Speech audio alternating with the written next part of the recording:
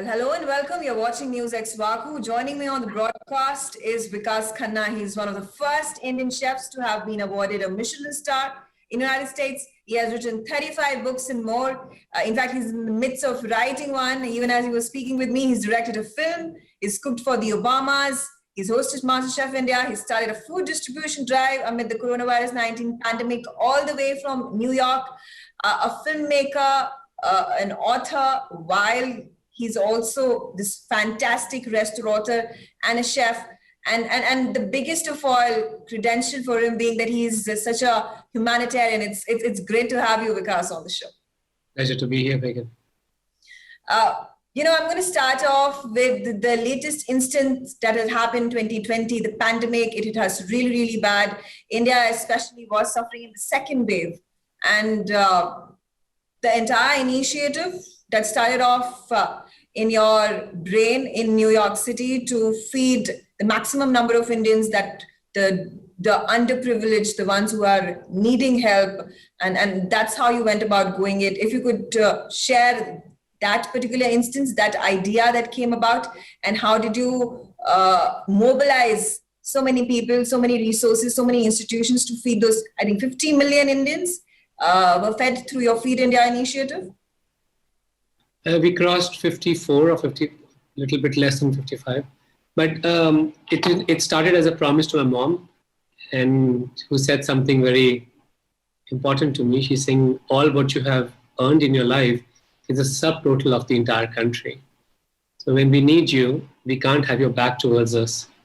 And I was very skeptical because, I was in New York, and time zone difference, resources, India was under lockdown. We couldn't hardly reach out people, It was such a difficult time. And she said that this is the time when we need you for the first time.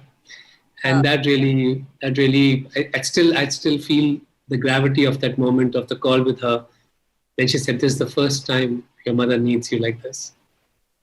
And I said, Mom, I fail, I succeed, I'm not going to give up. And we continued working.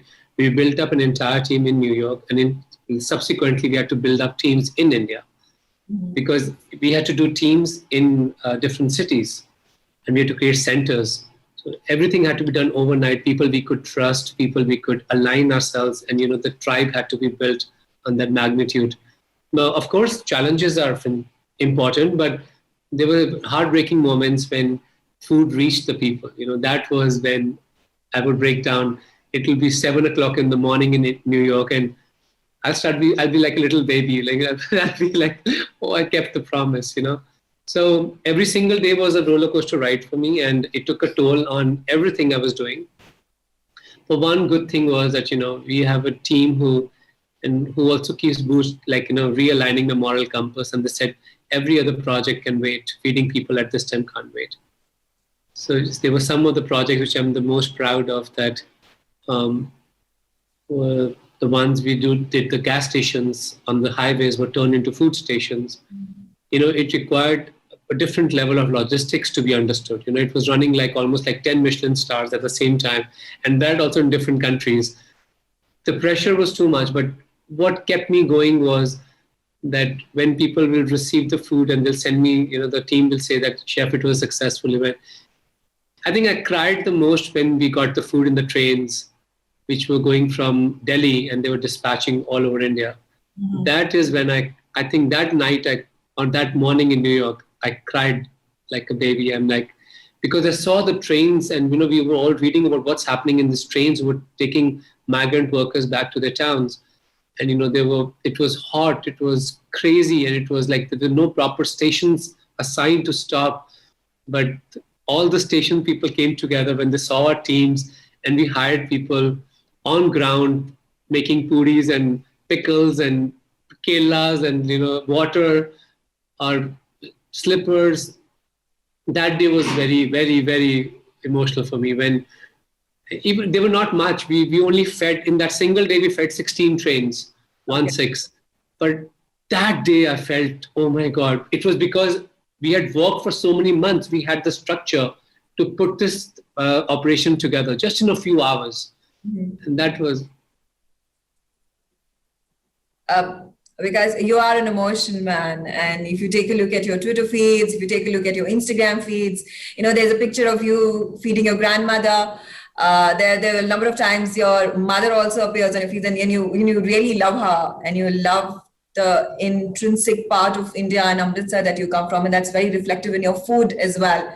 Talk to us about your entire journey as a little boy who dreamt of opening up a restaurant and was very frugal in its resources and enterprising as well, and then traveling all the way to New York, earning that Michelin star, having restaurants, working for the topmost restaurants across the world, and then now becoming a restaurateur. You're an author. There's a documentary that you've done. I remember the Golden Temple, where you've done Seva, and it was all reflective of who you are as an individual. And that's commendable. And it's also overwhelming to have an Indian sitting over there in New York and making our entire Indian community very, very proud. Oh, thank you. This means a lot. I think it is impossible until it is done. That's the theme of the new documentary, The Barefoot Empress.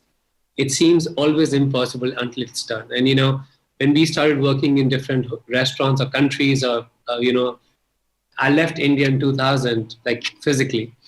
And I feel that, there was still so much of prejudice against being an Indian in restaurants when you applied for jobs, because we couldn't figure out what's the difference between a Michelin star chef and a chef. We've always thought that it's like an Oscar-winning filmmaker and a filmmaker, right?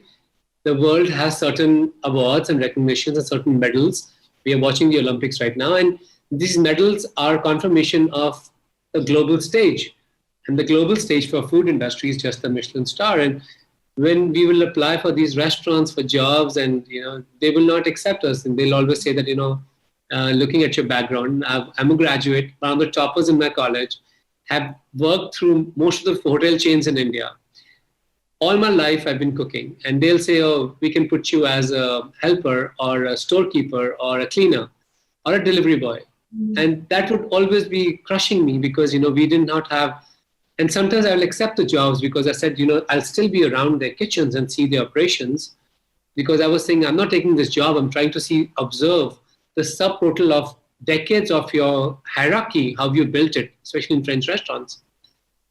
That was a very tough thing for me, very tough thing. And, you go back to square one and you start working again as dishwashers and started observing new things, and you felt gratified because you felt that you don't want to stop this. You want to take what they've done to French cuisine or to Japanese food or even to American and European cuisines, many of them, that how they elevated them in a different way to present it in this global format of Michelin stars. It was a very tough challenge, but it was impossible. And I think Vineet Bhatia winning a Michelin was also, and by the way, I was not the first Michelin star. It was Vineet Bhatia. I was one of the first in America. Before me, it was Suvir Saran. Okay. And, we have to respect that people who did it the first. And, I was still building up the space. And when Vineet won the Michelin star in London, that is when my whole concept changed. I would disagree with people telling me that your food is not enough to win a Michelin star. And I'll always punch them with Vineet's name and say, he did it in London. I'm going to do this in New York.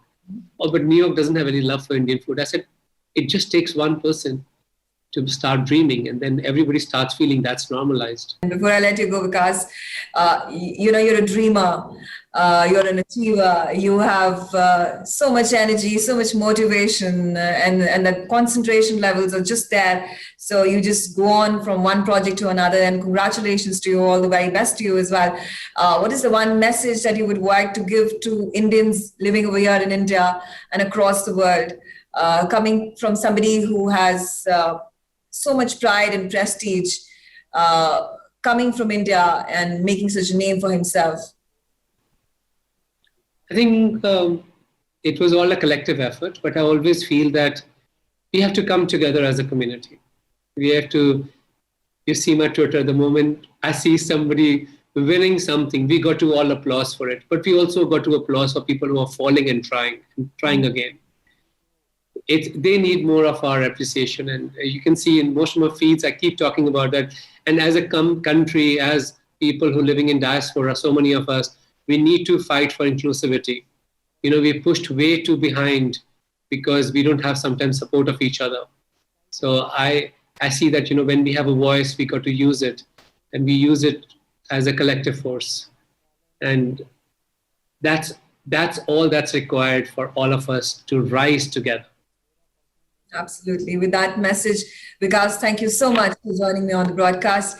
I wish you all the very best to achieve newer goals, set your eyes higher, and make our country proud. Thank you so much for joining me on Thank you so much. Thank you. For more such videos, subscribe to the NewsX YouTube channel, hit the bell icon.